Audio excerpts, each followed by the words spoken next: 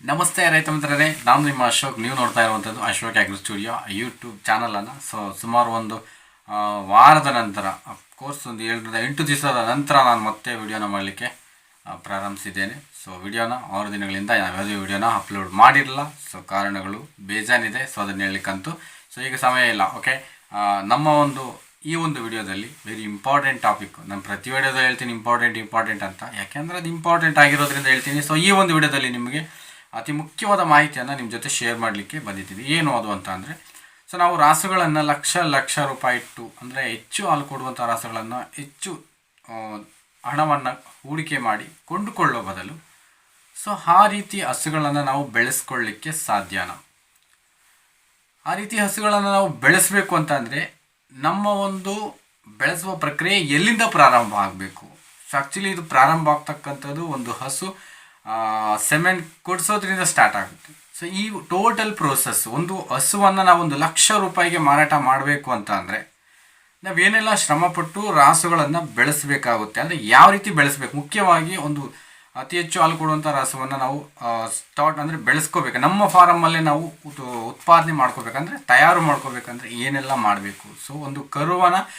ಒಂದು ಕರುವಿನ ಫುಲ್ ಜೀವನ ಚರಿತ್ರೆಯನ್ನು ನಾವು ಯಾವ ರೀತಿ ನೋಡ್ಕೋಬೇಕಾಗುತ್ತೆ, ಅದನ್ನು ಯಾವ ರೀತಿ ಕಾಪಾಡ್ಕೋಬೇಕಾಗುತ್ತೆ, ಅದನ್ನು ಯಾವ ರೀತಿ ಬೆಳೆಸಬೇಕಾಗುತ್ತೆ, ಈ ಒಂದು ಮಾಹಿತಿಯನ್ನು ಸಂಪೂರ್ಣವಾಗಿ ಈ ವಿಡಿಯೋದಲ್ಲಿ ಕೊಡ್ತಾ ಹೋಗ್ತೀನಿ. ತುಂಬ ಉತ್ತಮವಾದದ್ದು. ಗಮನ ಇಟ್ಟು ನೀವು ಅರ್ಥಕೊಂಡಿದ್ದೆ ಆದರೆ, ತಿಳ್ಕೊಂಡಿದ್ದೆ ಆದರೆ ತುಂಬಾ ಯೂಸ್ ಆಗುತ್ತೆ ಅಂತ ನನ್ನ ನಂಬಿಕೆ. ನೀವು ಆ ರೀತಿ ಮಾಡ್ತೀರಾ ಅನ್ನೋದು ಸಹ ನನಗೆ ನಂಬಿಕೆ ಇದೆ. ಓಕೆ, ನಾನು ಈ ವಿಡಿಯೋದಲ್ಲಿ ಹೆಚ್ಚಿನದಾಗಿ ಬೇರೆ ವಿಷಯವನ್ನು ಹೇಳಕ್ಕೆ ಹೋಗಿಲ್ಲ. ಪ್ಲೀಸ್, ನಿಮಗೆ ವಿಡಿಯೋ ಇಷ್ಟ ಆಯಿತು ಅಂತಂದರೆ ಖಂಡಿತ ಲೈಕ್ ಮಾಡಿ.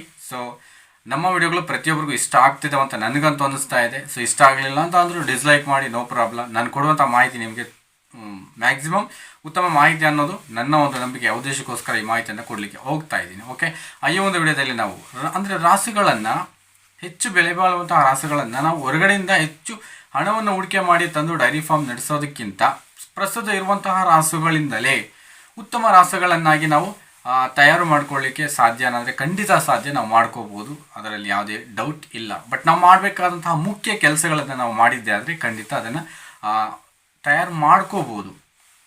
ಆ ಪ್ರಕ್ರಿಯೆ ಪ್ರಾರಂಭ ಆಗ್ತಕ್ಕಂಥದ್ದು ನಮ್ಮ ರಾಸುಗಳಿಗೆ ನಾವು ಸೆಮೆನ್ ಕೊಡಿಸುವಂತಹ ಪ್ರಕ್ರಿಯೆಯಿಂದ ಪ್ರಾರಂಭವಾಗುತ್ತೆ. ಆ ಕರುವನ್ನು ಬೆಳೆಸುವಂತಹ ಹಂತಗಳಿಂದ ಪ್ರಾರಂಭವಾಗುತ್ತೆ. ಕರುವೆ ಕೊಡಬೇಕಾದಂತಹ ಪೋಷಕಾಂಶಗಳಿಂದ ಪ್ರಾರಂಭವಾಗುತ್ತೆ. ಆ ಕರು ಹಾಕಿದ ನಂತರ ಮತ್ತು ಆ ಕರು ಹಾಕೋದಕ್ಕೂ ಮುಂಚಿತವಾಗಿ ಅದರ ಬೆಳವಣಿಗೆಯನ್ನು ನಾವು ಯಾವ ರೀತಿ ಮಾಡ್ಕೋಬೇಕನ್ನೋದು ಇದನ್ನು ಒಳಗೊಂಡಿರುತ್ತೆ. ಕರು ಹಾಕಿದ ನಂತರ ಅದಕ್ಕೆ ಕೊಡುವಂತಹ ಆಹಾರ, ಹಾಲು. ಹಾಲು ಸಾಲ್ಟೇಜ್ ಆಯಿತು, ನಾವು ಕೊಡುವಂತಹ ಹಾಲಲ್ಲಿ ದೇಹದ ಬೆಳವಣಿಗೆ ಆಗಲಿ ಅಂದರೆ ಅದಕ್ಕೆ ಪ್ರತ್ಯಾಮ್ನಾಯವಾಗಿ, ಅಂದರೆ ಅದಕ್ಕೆ ಬದಲಿ ನಾವು ಎಂಥ ಆಹಾರವನ್ನು ಕೊಡಬೇಕು, ಕರು ಯಾವ ದಿನದಿಂದ ಮೇವನ್ನು ಕೊಡಬೇಕು, ದಾಣಿ ಮಿಶ್ರಣವನ್ನು ಎಷ್ಟೆಷ್ಟು ಕೊಡಬೇಕು, ಮತ್ತು ಆ ಕರು ಕರೆಕ್ಟಾಗಿ ನಮಗೆ ಆ ಸೆಮೆನ್ಗೆ ಬರಬೇಕಾದ್ರೆ ನಾವೇನೆಲ್ಲ ಉತ್ತಮವಾದ ಕೆಲಸ ಕಾರ್ಯಗಳನ್ನು ಮಾಡಬೇಕು ಆ ಕರುವಿನ ಅಭಿವೃದ್ಧಿಗೆ. ಇಷ್ಟು ವಿವರವನ್ನು ನಾವು ಈ ವಿಡಿಯೋದಲ್ಲಿ ಹೇಳ್ತಾ ಹೋಗ್ತೀನಿ. ಮುಖ್ಯವಾಗಿ ನಾವು ಸೆಮೆನಿಂಗ್ ಮಾಡಿಸ್ಬೇಕಾದ್ರೆ, ನಾನು ಸ್ಟಾರ್ಟ್ ಮಾಡ್ತೀನಿ ವಿಡಿಯೋನ. ಸೆಮೆನಿಂಗ್ ಮಾಡಿಸ್ಬೇಕಾದ್ರೆ ಮುಖ್ಯವಾಗಿ ನಾವು ABS ಅಲ್ಲದೆ ಬೇರೆ ಸೆಮೆನ್ಗಳಲ್ಲೂ ಸಹ ಉತ್ತಮ ರೀತಿಯ ರಾಸುಗಳನ್ನು ಪಡೆಯುವಂತಹ ಸೆಮೆನ್ಗಳಿದ್ದಾವೆ. ಕಾಸ್ಟ್ಲಿನೂ ಇದೆ, ಅದರಲ್ಲಿ ನಾರ್ಮಲ್ ಸೆಮೆನ್ಗಳಿಗೂ ಉತ್ತಮ ಜಾತಿಯ ಉತ್ತಮ ರಾಸುಗಳನ್ನು ನಾವು ಸೆಮೆನ್ಗಳನ್ನು ಮಾಡಿಸ್ಕೋಬೋದು. ಅಲ್ಲಿ ನಾವು ಮುಖ್ಯವಾಗಿ ಪರಿಗಣಿಸಬೇಕಾದದ್ದು ಬುಲ್ಸ್, ಆ ಹೋರಿಯ ವಂಶಾವಳಿಗಳು ಮತ್ತು ಆ ಹೋರಿ ತಾಯಿಯ ವಂಶಾವಳಿಗಳು. ಇದನ್ನು ನೀವು ಗಮನಿಸ್ಕೊಂಡಿದ್ದಾದರೆ ಪ್ರತಿಯೊಂದು ಸೆಮೆನ್ ಸ್ಟ್ರಾ ಮೇಲೂ ಅದರ ವಂಶಾವಳಿಯ ನಂಬರ್ ಇರುತ್ತೆ, ರಿಜಿಸ್ಟ್ರೇಷನ್ ನಂಬರು. ಆ ನಂಬರ್ನ ಇದರ ಆಧಾರದ ಮೇಲೆ ಪ್ರತಿಯೊಂದು ಇರುತ್ತೆ. ಓಕೆ, ನಿಮಗೆ ಸ್ವಲ್ಪ ಕಾಸ್ಟ್ ಅಂದರೆ ಸ್ವಲ್ಪ ಹೆಚ್ಚು ಹಣವನ್ನು ಹೂಡಿಕೆ ಮಾಡಿ, ಅಂದರೆ ಹಣವನ್ನು ಕೊಟ್ಟು ನೀವು ಸೆಮೆನ್ ಹಾಕ್ಸಿದ್ರೆ ಒಳ್ಳೆ ಸೆಮೆನ್ ಹಾಕ್ತಾರೆ. ಮುಖ್ಯವಾಗಿ ಒಳ್ಳೆ ಸೆಮೆನ್ ಹಾಕಿದ ನಂತರ ಅದನ್ನು ನೀವು ಕಾಪಾಡ್ಕೊಳ್ಳೋದು. ಇಲ್ಲಿ ನಾವು ಹಾಕಿದ್ದೀವಿ, ಅದು ನಿಲ್ತಾ ಇಲ್ಲ ಅಂತ ಅಂದರೆ ಆ ಸೆಮೆನ್ ಹಾಕಿರುವಂಥ ಹಸುವಿನ ಎಂಡೋಮ್ಯಾಟ್ರೈಟಿಸ್ ಪ್ರಾಬ್ಲಮ್ ಇರ್ಬೋದು, ಅಥವಾ ಅದರ ದೇಹದ ಉಷ್ಣತೆ ಆಗಿರ್ಬೋದು, ಅದು ಬೇರೆ ವಿಷಯ. ನಾನು ಅದ್ರ ಬಗ್ಗೆ ಬೇಕಾದರೆ ನೆಕ್ಸ್ಟ್ ವಿಡಿಯೋದಲ್ಲಿ ಮಾತಾಡ್ತಾ ಹೋಗ್ತೀನಿ. ಸೆಮೆನ್ ಈಗ ಕೊಡಿಸಿದ್ದೀವಿ, ಅದು ನಿಂತಿದೆ. ನಿಂತಿದ್ದರಿಂದ ನೀವು ಯಾವಾಗ ಅದಕ್ಕೆ ಆ ಪೋಷಣೆಯನ್ನು ಸ್ಟಾರ್ಟ್ ಮಾಡಬೇಕು, ಕರುವಿನ ಉತ್ತಮ ಕರುವನ್ನಾಗಿ ನಾವು ವೃದ್ಧಿಸಬೇಕು, ಬೆಳವಣಿಗೆ ಮಾಡಬೇಕು ಅಂದರೆ ನೀವು ಯಾವಾಗ ಸ್ಟಾರ್ಟ್ ಮಾಡಬೇಕು ಅದನ್ನು. ಅದು ಮುಖ್ಯವಾಗಿ ನೀವು ಗಮನಿಸಬೇಕಾಗಿರ್ತಕ್ಕಂಥದ್ದು. ಕನಿಷ್ಠ ನೀವು ಸೆಮೆನ್ ಹಾಕಿ 3-4 ತಿಂಗಳ ನಂತರ ನೀವು ಕನಿಷ್ಠ ಲಾಸ್ಟ್ 3 ಮಂತ್ಸ್ ಗ್ಯಾಪ್ ಕೊಡ್ತೀರಾ ಆ ರಾಸುಗಳಿಗೆ, ಡ್ರೈ ಪೀರಿಯಡ್ ಅಂತೇಳಿ. 2 or 3 ಮಂತ್ಸು ನೀವು ಅಲ್ಲಿ ಮುಖ್ಯವಾಗಿ ಮಾಡಬೇಕಾದಂತಹ ಕೆಲಸ. ಅಂದರೆ ಮೊದಲಿಂದಲೂ ನೀವು ರಾಸುಗಳಿಗೆ ಉತ್ತಮ ದಾಣಿ ಮಿಶ್ರಣ ಕೊಟ್ಟಿರ್ತೀರ, ಜೊತೆಯಲ್ಲಿ ಮಿನರಲ್ ಮಿಕ್ಸರನ್ನು ಕೊಡ್ತೀರ. ಪ್ಲೀಸ್ ನಾನು ನಿಮಗೆ ಒತ್ತಿ ಹೇಳ್ತಕ್ಕಂಥ ಮಾತು, ದಾಣಿ ಮಿಶ್ರಣದ ಜೊತೆ ಮಿನರಲ್ ಮಿಕ್ಸರ್ ಕಡ್ಡಾಯವಾಗಿ ಕೊಡಿ. ಒಂದು ಸ್ವಲ್ಪ ಆಗಾಗ ಬೆಲ್ಲವನ್ನು ಕೊಡಿ. ಸೊ ನಿಮಗೆ ಮಿನರಲ್ ಮಿಕ್ಸರ್ ಕೊಡ್ಲಿಕ್ಕೆ ಸಾಧ್ಯವಾಗದೇ ಇದ್ದಾಗ ಬೆಲ್ಲವನ್ನಾದರೂ ಕೊಡಿ. ನಿಮ್ಮ ರಾಸುಗಳು ಉತ್ತಮವಾಗಿರುತ್ತೆ, ಹುಟ್ಟತಕ್ಕಂತಹ ಕರುಗಳು ಉತ್ತಮವಾಗಿರುತ್ತೆ. ಸೊ ಖಂಡಿತ ಅದರಲ್ಲಂತೂ ಬೇರೆ ಎರಡು ಮಾತಿಲ್ಲ. ಖಂಡಿತ ಮಿನರಲ್ ಮಿಕ್ಸರ್ ಅನ್ನೋದು ಎಷ್ಟು ಇಂಪಾರ್ಟೆಂಟ್ ಅಂತ ಅಂದರೆ, ಸೊ ನಿಮ್ಮ ರಾಸುಗಳಿಗೆ ಅಂದರೆ ನಿಮ್ಮ ಒಂದು ಕರು ಈಗ ಅಂದರೆ ಕರು ಅಲ್ಲ, ನಿಮ್ಮ ಒಂದು ಹಸು ಗಬ್ಬದಲ್ಲಿದೆ, ಗಬ್ಬದಲ್ಲಿರುವಂತಹ ರಾಸುವಿಗೆ ಒಂದು ವೇಳೆ ನೀವು ಮಿನರಲ್ ಮಿಕ್ಸರ್ ಕೊಡಲಿಲ್ಲ, ಅದು ತಿನ್ನುವಂತಹ ಆಹಾರದಲ್ಲಿ ಮ್ಯಾಂಗನೀಸ್ ಕೊರತೆ ಉಂಟಾಗಿದೆ ಅಂದ್ಕೊಳ್ಳಿ. ಸೊ ಮ್ಯಾಂಗನೀಸ್ ಕೊರತೆ ಉಂಟಾಗಿದೆ ಅಂದರೆ ಹುಟ್ಟುವಂತಹ ಕರುವಿಗೆ ಅಂದರೆ ಆ ಚರ್ಮದ ಮೇಲೆ ಕೂದಲು ಬರದೇ ಇರತಕ್ಕಂತಹ ಸಮಸ್ಯೆಗಳು ಅಥವಾ ಇನ್ನೊಂದು ರೀತಿಯ ಸಮಸ್ಯೆಗಳು, ಈ ಥರ ಕ್ಯಾಲ್ಸಿಯಂ ಆಗ್ಬೋದು, ಇನ್ನೊಂದು ಏನಾದರೂ ಆ ಖನಿಜಾಂಶಗಳ ಕೊರತೆ ಉಂಟಾದರೆ ಖಂಡಿತ ರಾಸುಗಳಿಗೆ ಸೊ ಕಾಲುಗಳಲ್ಲಿ ಮತ್ತು ಮತ್ತೊಂದು ಭಾಗದಲ್ಲಿ ಡೊಂಕಾಗಿರ್ತಕ್ಕಂಥದ್ದು, ಆ ಒಂದು ಸ್ಟ್ರೈಟ್ ಆಗಿರ್ತಕ್ಕಂಥ ಅಂಗ ವೈಕಲ್ಯತೆಯನ್ನು ರಾಸುಗಳಲ್ಲಿ ಕಾಣ್ತೀವಿ. ಯಾವಾಗ ಅಂದರೆ ಖನಿಜಾಂಶ ಮಿಶ್ರಣಗಳನ್ನು ನಾವು ಕೊಡದೆ ಹೋದಾಗ. ಸೊ ತುಂಬಾ ಮುಖ್ಯ ಪಾತ್ರ ವಹಿಸ್ತವೆ ರಾಸುಗಳ ಬೆಳವಣಿಗೆಯಲ್ಲಿ ಖನಿಜಾಂಶ ಮಿಶ್ರಣ. ಅಂದರೆ ಗರ್ಭದಲ್ಲಿಯೇ, ತಾಯಿ ಗರ್ಭದಲ್ಲಿಯೇ ಸೊ ಅವುಗಳಿಗೆ ಆ ರೀತಿ ವೈಕಲ್ಯಗಳು ಉಂಟಾಗ್ಬೋದು. ಸೊ ಉದ್ದೇಶಕ್ಕೋಸ್ಕರ ನೀವು ಖಂಡಿತ ಮಿನರಲ್ ಮಿಕ್ಸರ್ ಅಂತೂ ಖನಿಜಾಂಶ ಮಿಶ್ರಣವನ್ನು ಕೊಡಿ. ಸೊ ಖಂಡಿತ ಪ್ರತಿಯೊಬ್ಬರಿಗೂ ಸಹ ಕಡಿಮೆ ದರದಲ್ಲೇ ನಾವು ಮಿನರಲ್ ಮಿಕ್ಸರನ್ನು ಸಪ್ಲೈ ಮಾಡ್ತಾ ಇದ್ದೀವಿ ಖಂಡಿತ. ಸೊ ನೀವು ಕೊಟ್ಟಿರುವಂಥ ವಾಟ್ಸಪ್ ನಂಬರಿಗೆ ನೀವು ವಾಟ್ಸಪ್ ಮಾಡಿದ್ದೆ ಆದರೆ ನಿಮ್ಗೆ ಅವರು ಕಾಂಟ್ಯಾಕ್ಟಲ್ಲಿ ಸಿಗ್ತಾರೆ, ನಮ್ಮ ಬ್ರದರು, ನೀವು ಅವ್ರ ಜೊತೆ ಖಂಡಿತ ಮಾತನಾಡ್ಬೋದು. ಓಕೆ, ನೆಕ್ಸ್ಟ್ ನಾವೊಂದು ಡ್ರೈ ಪೀರಿಯಡಲ್ಲಿ ಖಂಡಿತ ಉತ್ತಮವಾದಂತಹ ದಾಣಿ ಮಿಶ್ರಣ ಕೊಡಲೇಬೇಕು. ಆ ದೇಹದ ನಿರ್ವಹಣೆ ಮತ್ತು ಕರುವಿನ ಬೆಳವಣಿಗೆ ಮತ್ತು ಮುಂದಿನ ಒಂದು ಹಾಲಿನ ಇಳುವರಿಯನ್ನು ಹೆಚ್ಚಲಿಕ್ಕೆ ಬೇಕಾದಂತಹ ಕೆಲವೊಂದು ಡೆಪಾಸಿಟ್ಸ್ ಅಂದರೆ ಆ ಕ್ಯಾಲ್ಸಿಯಮ್ಮು, ಪ್ರೋಟೀನ್ಸ್ ಮುಂತಾದಂತಹ ಡೆಪಾಸಿಟ್ ಮಾಡಿಕೊಂಡು ನೆಕ್ಸ್ಟ್ ಲ್ಯಾಕ್ಟೇಷನ್ಸ್ ಕರು ಹಾಕಿದ ನಂತರ ನಿಮಗೆ ಉತ್ತಮ ಹಾಲನ್ನು ಕೊಡಲಿಕ್ಕೆ ನೀವು ಮಿನರಲ್ ಮಿಕ್ಸರ್ ದಾಣಿ ಮಿಶ್ರಣ ಕನಿಷ್ಠ 2.5 3 kg ಕೊಟ್ಟಿದ್ದೆ ಆದರೆ ದೇಹದ ಬೆಳವಣಿಗೆ ಅಂದರೆ ಹಸುವಿನ ಒಂದು ದೇಹದ ನಿರ್ವಹಣೆ ಮಾಡಿಕೊಳ್ಳುತ್ತೆ, ಕರುವಿನ ಬೆಳವಣಿಗೆ ಮಾಡುತ್ತೆ, ಹಾಲನ್ನು ಹೆಚ್ಚು ಉತ್ಪಾದನೆ ಮಾಡಲಿಕ್ಕೆ ಕೆಲವು ಕಡೆ ಸ್ಟೋರೇಜನ್ನು ಮಾಡಿಕೊಳ್ಳುತ್ತೆ. ಸೊ ಅಷ್ಟು ಕರು ಹಾಕಿದ ನಂತರ ನಿಮಗೆ ಮುಖ್ಯವಾಗಿ ಸೊ ನೀವೇನು ಮಾಡಬೇಕು, ಹಾಲನ್ನು ಕುಡಿಸ್ತಕ್ಕಂತಹ ಒಂದು ಪ್ರಕ್ರಿಯೆ ಬರೋದಕ್ಕಿಂತ ಮುಂಚಿತವಾಗಿ ಸೊ ನೀವು ಒಕ್ಕಳು ಬಳ್ಳಿಯನ್ನು ಸ್ವಚ್ಛಗೊಳಿಸಬೇಕು. ಸೊ ಅದನ್ನು ಯಾವ ರೀತಿ ಕಟ್ ಮಾಡಬೇಕು ಅನ್ನೋದು ಆಲ್ರೆಡಿ ಹೇಳಿದ್ದೀವಿ. ನೀಟಾಗಿ ಅಯೋಡಿನ್ ಅಥವಾ ಡೆಟಾಲ್ ಮುಂತಾದಂತಹ ಈ ಒಂದು ಸೋಂಕು ನಿವಾರಕ ದ್ರಾವಣಗಳನ್ನು ಹಚ್ಚಿ ಸೊ ಇದನ್ನ ಟ್ರೀಟ್ ಮಾಡಲೇಬೇಕಾಗುತ್ತೆ. ಒಂದು ವೇಳೆ ಅದರ ಉಸಿರಾಟದ ತೊಂದರೆ ಇದೆ ಅಂದ್ಕೊಳ್ಳಿ. ಸೊ ಇದು ಅಂದರೆ ಉತ್ತಮವಾದಂಥ ಆಹಾರ ಕೊಟ್ಟಿದ್ದಾದರೆ ಉತ್ತಮ ರಾಸುಗಳು ಬಂದೇ ಬರ್ತವೆ. ಸೊ ತೊಂದರೆ ಇಲ್ಲದೇ ಇರ್ತವೆ. ಇನ್ ಕೇಸ್ ತೊಂದರೆ ಇತ್ತು ಅಂದ್ಕೊಳ್ಳಿ, ಸೊ ಖಂಡಿತ ಆ ಲೋಳೆಯನ್ನು ಒಂದು ದೇಹ ಮೈ ಮೇಲಿರ್ತಕ್ಕಂಥ ಲೋಳೆಯನ್ನು ರಾಸುಗಳಿಗೆ ನೆಕ್ಕಲಿಕ್ಕೆ ಅಂತಂದರೆ ಅದನ್ನು ಚೆನ್ನಾಗಿ ನಾಲಿಗೆಯಿಂದ ವಾಶ್ ಮಾಡುತ್ತೆ, ತೊಳೆಯುತ್ತೆ. ಸೊ ಆ ರೀತಿ ಮಾಡಲಿಕ್ಕೆ ನೀವು ಅದನ್ನು ಬಿಡಬೇಕು, ಆ ಒಂದು ಹಸುವಿನ ಜೊತೆ ಬಿಡಬೇಕು ಆ ಕರುವನ್ನು. ಮೂಗಿನಲ್ಲಿರುವಂತಹ ಆ ಒಂದು ಲೋಳೆ ಅಂಶವನ್ನೆಲ್ಲ ನೀಟಾಗಿ ಹೊರಗೆ ತೆಗಿಬೇಕು. ಒಂದು ವೇಳೆ ಅದು ಬರ್ತಾ ಇಲ್ಲ, ಆ ಉಸಿರಾಟ ತೊಂದರೆ ಆಗಿದೆ ಅಂತ ಅಂದರೆ ಧಾರಾಳವಾಗಿ ನೀವು ಆ ಕರುವಿನ 2 ಕಾಲುಗಳನ್ನು ಮೇಲಕ್ಕೆತ್ತಿ ಹಿಂದೆ ಮುಂದೆ ಆಡಿಸಿ. ಅಂದರೆ ಆ ಕರುವಿನ 2 ಕಾಲುಗಳನ್ನು ಹಿಂಬದಿ 2 ಕಾಲುಗಳನ್ನು ಹಿಡಿದುಕೊಂಡು ತಲೆಭಾಗವನ್ನು ಕೆಳಕ್ಕೆ ಬಿಟ್ಟು ನೀವು ಹಿಂದೆ ಮುಂದೆ ಆಡಿಸಿದ್ದೆ ಆದರೆ ಮೂಗಿನಲ್ಲಿರುವಂತಹ ಲೋಳೆ ಹೊರಕ್ಕೆ ಬರುತ್ತೆ. ಸೊ ಬಂದಾಗ ನೀವು ಆಟೋಮೆಟಿಕ್ ಅದು ಉಸಿರಾಟವನ್ನು ತೆಗೆದುಕೊಳ್ಳುತ್ತೆ.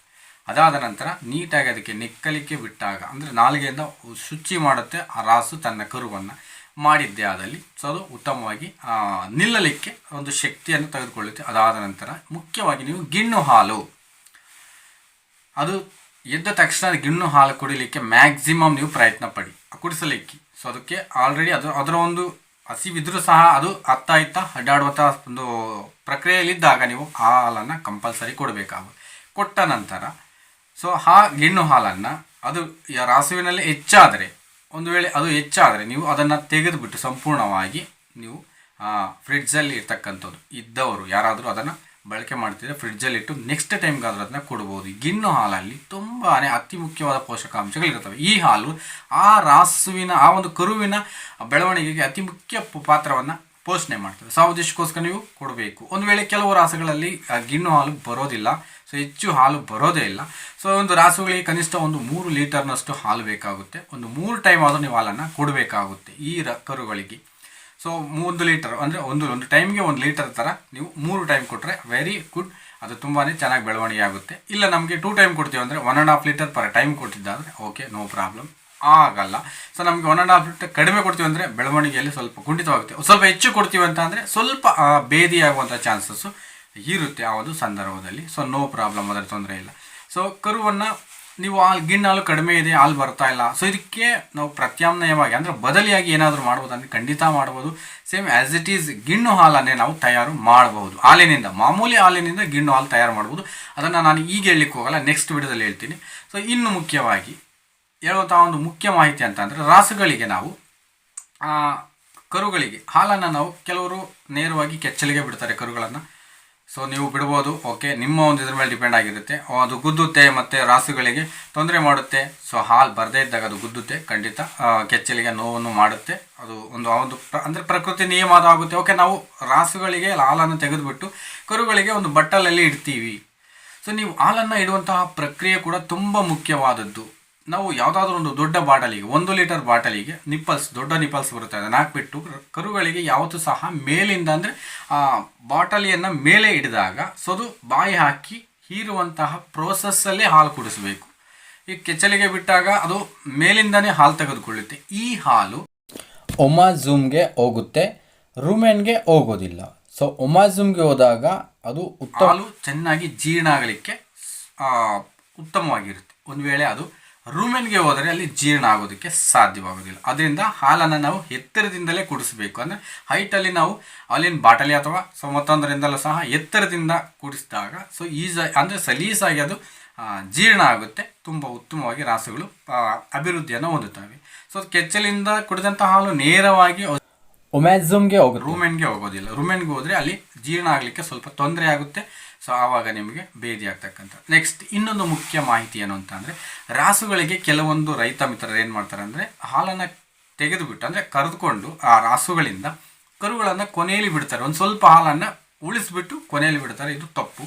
ಯಾಕೆ ಅಂತಂದರೆ ಹಸುವಿನಲ್ಲಿ ಕೊನೆಯದಾಗಿ ಏನು ಕರಿತೀವಿ ಆ ಒಂದು ಹಾಲಲ್ಲಿ ಅತಿ ಹೆಚ್ಚು ಫ್ಯಾಟ್, ಕೊಬ್ಬಿನ ಅಂಶ ಇರ್ತಕ್ಕಂಥದ್ದು. ಸೊ ನೀವು ಲಾಸ್ಟಲ್ಲಿ ಕೊಡುವಂತಹ ಹಾಲು ಕರುವಿಗೆ ಕೊಟ್ಟಿದ್ದೇ ಆದರೆ ಭೇದಿ ಅಂತೂ ಖಂಡಿತ ಆಗುತ್ತೆ. ಅಂದರೆ ಆ ಒಂದು ಫ್ಯಾಟ್ ಅಂಶ, ಕೊಬ್ಬಿನ ಅಂಶ ಹೆಚ್ಚಾದಾಗ ಭೇದಿ ಆಗುತ್ತೆ. ಸೊ ನೀವಿಲ್ಲಿ ಫ್ಯಾಟನ್ನು ಮಿಸ್ ಆಗ್ತೀರಾ. ರೈತರು ನಿಮ್ಮ ಒಂದು ಹಾಲಿನ ಕೇಂದ್ರದಲ್ಲಿ ಫ್ಯಾಟ್ ಬರಲ್ಲ ಅಂತ ಅಂದರೆ ಈ ರೀತಿ ಮಾಡಿದ್ರೂ ಸಹ ಲಾಸ್ಟಲ್ಲಿ ಕೊನೆಯಲ್ಲಿ ಕರೆಯುವಂಥ ಹಾಲಲ್ಲಿ ಫ್ಯಾಟ್ ಹೆಚ್ಚಾಗಿ ಬರ್ತಕ್ಕಂಥದ್ದು. ಖಂಡಿತ ನೀವು ಗಮನದಲ್ಲಿಟ್ಕೊಳ್ಳಿ. ಸೊ ಇದು ಮುಖ್ಯವಾದಂಥ ಮಾಹಿತಿ ನಿಮಗೆ. ಸೊ ಅದನ್ನು ಕರುವಿಗೆ ಬಿಡ್ತಕ್ಕಂಥದ್ದು ಬೇಡ. ಮೊದಲಲ್ಲೇ ಕರುವನ್ನ ಬಿಟ್ಟು ಸೊ ಆ ನಂತರ ನಿಮಗೆ ಎಷ್ಟು ಹಾಲು ಕೊಡ್ತಿದೆ ಅಂತ ನೋಡಿಕೊಂಡು ಆನಂತರ ತೆಗೆದು ನೀವು ಹಾಲನ್ನು ತೆಗೆದುಕೊಳ್ಳೋದು ದ ಬೆಸ್ಟು. ಸೊ ಇಷ್ಟಲ್ಲದೆ ಸೊ ಕರುವಿಗೆ ನೆಕ್ಸ್ಟ್ ಆಹಾರವನ್ನು ನಾವು ಯಾವ ರೀತಿ ಕೊಡಬೇಕು.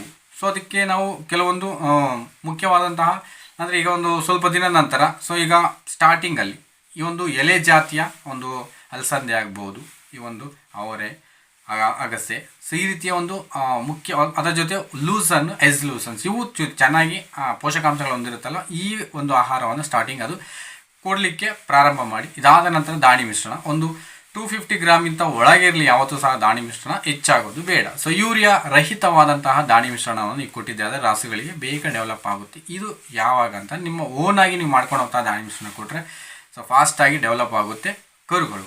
ಸೊ ಇಷ್ಟೆಲ್ಲ ಮಾಡ್ತಾ ಒಂದು ಉತ್ತಮ ರಾಸುವನ್ನಾಗಿ ನಾವು ಖಂಡಿತ ನಿರ್ಮಾಣ ಮಾಡ್ಕೋಬಹುದು. ಸೊ ಮಾಡ್ಕೊಳ್ಳಿಕ್ಕೆ ಅವಕಾಶಗಳಿದ್ದಾವೆ. ನಾವು ಕೊಡಿಸುವಂತಹ ಸೆಮೆನ್ನು ಮತ್ತು ನಾವು ಮಾಡುವಂತಹ ಕಾರ್ಯಗಳ ಮೇಲೆ ಡಿಪೆಂಡ್ ಆಗಿರುತ್ತೆ.